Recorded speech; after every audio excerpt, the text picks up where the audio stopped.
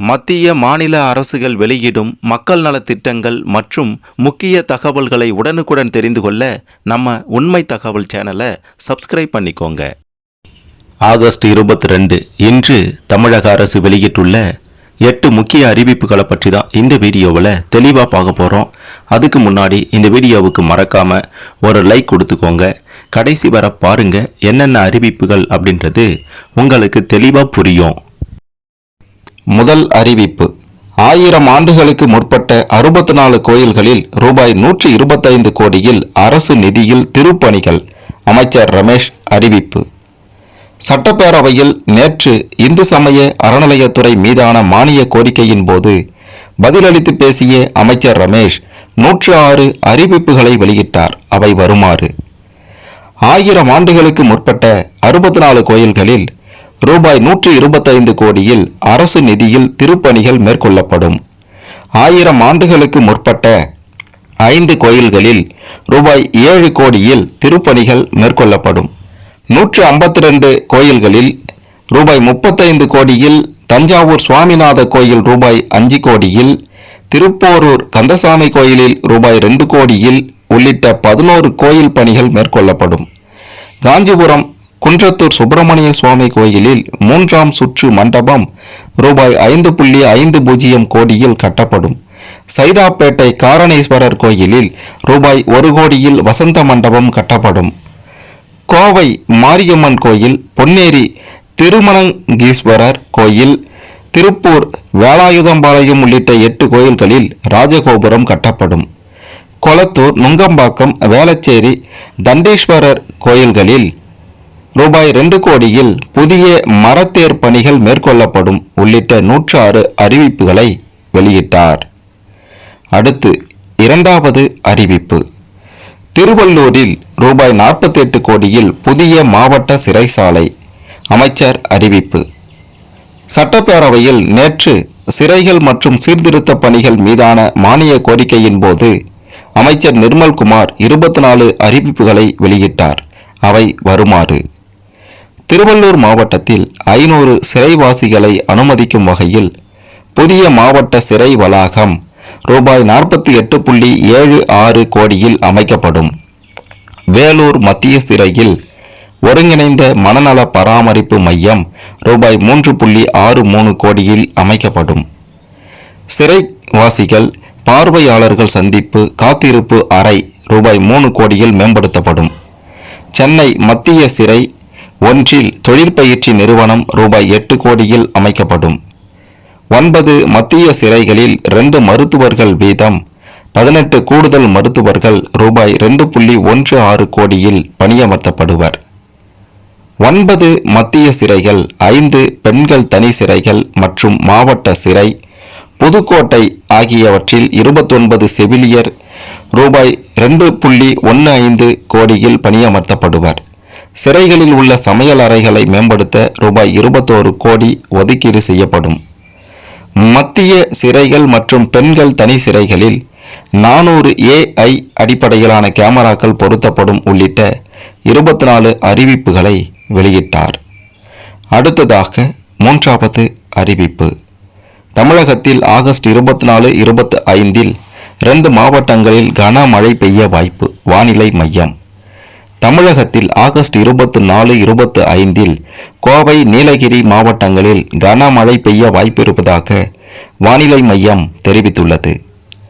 அடுத்ததாக நான்காவது அறிவிப்பு, 17 மாவட்டங்களில் போக்சோ நீதிமன்றங்கள். சட்டத்துறை அமைச்சர் தகவல். சட்டப்பேரவையில் நேற்று சட்டத்துறை, நீதி நிர்வாகம், சிறைத்துறை மானிய கோரிக்கை மீதான விவாதத்துக்கு பதிலளித்து அமைச்சர் CTR நிர்மல்குமார் வெளியிட்ட அறிவிப்புகள் வருமாறு: பாலியல் குற்றங்களில் ஈடுபடுவோருக்கு விரைந்து தண்டனை பெற்றுத்தரும் வகையில் செங்கல்பட்டு, திருவள்ளூர், கோவை, தருமபுரி, திண்டுக்கல், சேலம், திருநெல்வேலி, அரியலூர், புதுக்கோட்டை உள்ளிட்ட 17 மாவட்டங்களில் போக்சோ நீதிமன்றங்கள் அமைக்கப்படும். காஞ்சிபுரம், திருவள்ளூர், வேலூர் மாவட்டங்களில் போதை மருந்துகள் மற்றும் மன மயக்கம் பொருட்கள் சட்டத்தில் பதிவு செய்யப்படும் வழக்குகளை விசாரிக்க 3 சிறப்பு நீதிமன்றங்கள், சென்னையில் ஒரு கூடுதல் சிறப்பு நீதிமன்றம் ஏற்படுத்தப்படும். வேலூர் செங்கல்பட்டு அரசு சட்டக் கல்லூரிகளில் படிக்கும் மாணவர்களுக்கான தமிழ்நாடு மாணவர் தங்கும் விடுதி மற்றும் உள்கட்டமைப்பு நிறுவனம் மூலம் மாணவர் விடுதி கட்டிடம் கட்டப்படும். தமிழகத்தில் உள்ள 12 அரசு சட்டக் கல்லூரிகளில் தலா 2 குடிநீர் சுத்திகரிப்பு இயந்திரங்கள், கண்காணிப்பு கேமராக்கள் நிறுவப்படும். இவ்வாறு அவர் தெரிவித்தார். அடுத்ததாக 5வது அறிவிப்பு. தாய்மாமன் தங்க மோதிரம் திட்டத்தில் 2 நிறுவனங்களுக்கு ஒப்பந்த ஆணை. தாய்மாமன் தங்க மோதிரம் திட்டம் செப்டம்பர் 15ஆம் தேதி தொடங்கி வைக்கப்பட உள்ளது. இத்திட்டத்தின் கீழ் முதல் கட்டமாக 1,28,499 குழந்தைகளுக்கு வழங்கப்படுகிறது. இதற்காக 2 நிறுவனங்களுக்கு ஒப்பந்த ஆணை வழங்கப்பட்டுள்ளது. இதுகுறித்து தமிழக மருத்துவம் மற்றும் மக்கள் நல்வாழ்வுத்துறை வெளியிட்ட செய்திக்குறிப்பு. தவேக அரசின் தாய்மாமன் தங்க மோதிரம் திட்டத்தில் அரசு மருத்துவமனைகளில் ஜூன் 22ஆம் தேதி முதல் பிறந்த ஒவ்வொரு குழந்தையையும் தாயையும் கௌரவிக்கும் விதமாக தங்க மோதிரம் வழங்கப்பட உள்ளது. இதில் 1 கிராம் எடையுள்ள 4,41,667 தங்க மோதிரங்கள் வழங்க அரசாணை வெளியிடப்பட்டுள்ளதை தொடர்ந்து கடந்த ஜூலை 14இல் தமிழக மருத்துவ பணிகள் கழகத்தால் ஒப்பந்த புள்ளி கோரப்பட்டது. 11 நிறுவனங்கள் தமிழ்நாடு டெண்டர்ஸ் போர்டில் மூலமாக பங்கேற்று தங்களின் விலைப்புள்ளி விவரத்தை தெரிவித்தனர். இதில் குறைந்த விலைப்புள்ளியை வழங்கிய ஜாய் ஆலுகாஸ் மற்றும் கல்யாண் ஜுவல்லர்ஸ் நிறுவனங்கள் தேர்வு செய்யப்பட்டு ஆணைகள் வழங்கப்பட்டுள்ளன.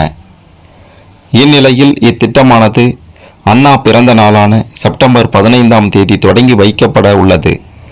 ஜூன் மாதத்திலிருந்து 4 மாதங்களுக்கு தேவையான 1,28,499 தங்க மோதிரங்களை பயனாளிகளுக்கு வழங்குவதற்காக ஜாய் ஆலுகாஸ் நிறுவனம் மற்றும் கல்யாண் ஜுவல்லர்ஸ் நிறுவனத்துக்கு 70-30 என்ற சதவிகிதத்தில் பணி ஆணை வழங்கப்பட்டுள்ளது. தாய்மாமன் தங்க மோதிரம் திட்டமானது தமிழக அரசின் சுகாதார சேவைகளில் மக்களின் நம்பிக்கையை வலுப்படுத்தும் நோக்கிலும், அரசு மருத்துவமனைகளில் மக்களுக்கு நம்பிக்கையை ஏற்படுத்தும் நோக்கிலும், அரசு மருத்துவமனைகளில் பிறக்கும் குழந்தைகளின் பிறப்பை நினைவு கூறும் வகையிலும் செயல்படுத்தப்பட உள்ளது. இவ்வாறு அதில் தெரிவிக்கப்பட்டுள்ளது. அடுத்ததாக 6வது அறிவிப்பு. ஒரே வாரத்தில் 272 புகார்கள் மீது சிங்கப்பெண் சிறப்பு படை நடவடிக்கை. தமிழகம் முழுவதும் பெண்கள் மற்றும் குழந்தைகளின் பாதுகாப்பை உறுதி செய்யும் வகையில் செயல்பட்டு வரும் சிங்கப்பெண் சிறப்பு அதிரடிப்படை கடந்த 14 முதல் 20ஆம் தேதி வரை பல்வேறு நடவடிக்கைகளை மேற்கொண்டுள்ளது. அதன்படி கடந்த ஒரு வாரத்தில் சிங்கப்பெண் சிறப்பு அதிரடிப்படையின் மாவட்ட களப்பிரிவுகள் 272 புகார் மீது உடனடி நடவடிக்கை மேற்கொண்டு 20 குற்ற வழக்குகள் பதிவு செய்ய நடவடிக்கை எடுத்தன. மேலும் காணாமல் போன 2 பெண்கள் மற்றும் 3 குழந்தைகளை கண்டுபிடித்து பாதுகாப்பாக அவர்களது குடும்பத்தினரிடம் ஒப்படைத்துள்ளனர். பள்ளிகள், கல்லூரிகள், பொதுமக்கள் அதிகம் கூடும் இடங்கள், புலம்பெயர்ந்த தொழிலாளர்கள் வசிக்கும் பகுதிகளில் பெண்கள், குழந்தைகள் பாதுகாப்பு தொடர்பாக 3519 விழிப்புணர்வு நிகழ்ச்சிகள் நடத்தியுள்ளனர். மேலும் தமிழகம் முழுவதும் குற்றங்கள் நடைபெற வாய்ப்புள்ளதாக அடையாளம் காணப்பட்ட 12577 பகுதிகளில் கண்காணிப்பு மற்றும் ரோந்து பணிகள் தீவிரப்படுத்தப்பட்டன. மேலும் கடந்த ஒரு வாரத்தில் அறிவுசார் குறைபாடுடைய 5 பேர் மீட்கப்பட்டு மறுவாழ்வு நடவடிக்கைகள் மேற்கொள்ளப்பட்டன. மேலும் 3 குழந்தை திருமணங்கள் தடுத்து நிறுத்தப்பட்டன. பள்ளி படிப்பை இடையில் நிறுத்திய 53 குழந்தைகள் மீண்டும் கல்வி நிறுவனங்களில் சேர்க்கப்பட்டனர். பெண்கள் மற்றும் குழந்தைகளின் பாதுகாப்பை உறுதி செய்யும் வகையில் சிங்கப்பெண் சிறப்பு அதிரடிப்படை தொடர்ந்து தீவிரமாக செயல்பட்டு வருவதாக போலீஸ் தரப்பில் தெரிவிக்கப்பட்டுள்ளது. அடுத்ததாக 7வது அறிவிப்பு. திமுக ஆட்சியில் மின்துறை கட்டமைப்பில் எந்த மாற்றமும் செய்யப்படவில்லை. அமைச்சர் நிர்மல்குமார். கடந்த திமுக ஆட்சியில் தமிழக மின்துறை கட்டமைப்பில் பெரிய அளவில் எந்த மாற்றமும் செய்யப்படவில்லை என அமைச்சர் நிர்மல்குமார் குற்றஞ்சாட்டியுள்ளார்.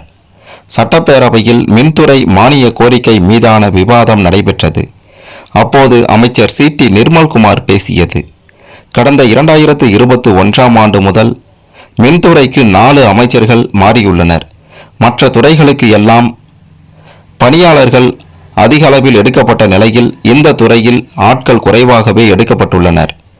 கடந்த 2016-21 ஆண்டு காலகட்டத்தில் மின்துறையில் 9413 பேர் எடுக்கப்பட்ட நிலையில் 2021-26 343 பேர் மட்டுமே எடுக்கப்பட்டனர்.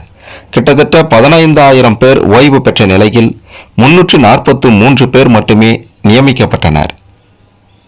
துணை மின் நிலையங்களை பொறுத்தவரை 2016-21 காலகட்டத்தில் 359 நிறுவப்பட்டது. 2021-26 122 மட்டுமே நிறுவப்பட்டது. இதுபோன்ற கட்டமைப்பில் பெரிய அளவில் எந்த மாற்றமும் செய்யப்படவில்லை. அதேபோல் 2016-2021 84,000 மின்மாற்றிகளும் 2021-2026 99,000 மின் மாற்றிகளும் வாங்கப்பட்டன. ஆனால் நமக்கான தேவைகள் அதிகமாக உள்ளது. தற்போதுள்ள சூழலில் இந்த துறைக்கு 593 துணை மின் நிலையங்கள் தேவைப்படுகிறது. இது தொடர்பாக 3 முறை ஆய்வு செய்து இந்த ஆண்டு மட்டும் உடனடியாக 209 துணை மின் நிலையங்களை நிறுவ வேண்டும் என்று உத்தரவிட்டுள்ளார். அடுத்து வரும் ஆண்டுகளில் 263 துணை மின் நிலையங்கள் நிறுவ நடவடிக்கை எடுக்கப்பட்டுள்ளது என்று அமைச்சர் கூறினார். அடுத்து கடைசியாக 8வது அறிவிப்பு. பழம்பெரும் நடிகை சவுகார் ஜானகியின் மறைவு செய்தி அறிந்து மிகுந்த வேதனை அடைந்தேன். முதல்வர் விஜய். நடிகை சவுகார் ஜானகி மறைவுக்கு முதல்வர் விஜய் இரங்கல் தெரிவித்துள்ளார். இது தொடர்பாக அவர் வெளியிட்டுள்ள செய்திக்குறிப்பில், பழம்பெரும் திரைப்பட நடிகையும் தனது தனித்துவமான நடிப்பால் பலமுறை ரசிகர்களின் மனதில் நீங்காத இடம் பிடித்தவருமான திருமதி சவுகார் ஜானகி அவர்கள் உடல்நலக்குறைவால் காலமானார் என்ற செய்தியை அறிந்து மிகுந்த அதிர்ச்சியும் வேதனையும் அடைந்தேன். திரைத்துறையில் 70 ஆண்டுகளுக்கு மேலாக பயணித்து எண்ணற்ற கதாபாத்திரங்களுக்கு உயிரூட்டிய அவரது கலைப்பணி என்றும் போற்றத்தக்கது. தமிழ், தெலுங்கு, மலையாளம், கன்னடம், இந்தி போன்ற பல்வேறு மொழி படங்களில் நடித்து சாதனை படைத்துள்ளதோடு பத்மஸ்ரீ விருது, கலைமாமணி விருது, நந்தி விருது உள்ளிட்ட பல்வேறு விருதுகளை பெற்றுள்ள திருமதி சவுகார் ஜானகி அவர்களின் மறைவு திரையுலகத்திற்கு பேரிழப்பாகும். திருமதி சவுகார் ஜானகி அவர்களை இழந்து வாடும் குடும்பத்தினருக்கும், உறவினர்களுக்கும், திரைத்துறையினருக்கும், ரசிகர்களுக்கும் எனது ஆழ்ந்த இரங்கலை தெரிவித்துக் கொள்வதோடு அவரது ஆன்மா இறைவன் திருவடிகளில் இளைப்பாற பிரார்த்திக்கிறேன் என்று குறிப்பிட்டுள்ளார்.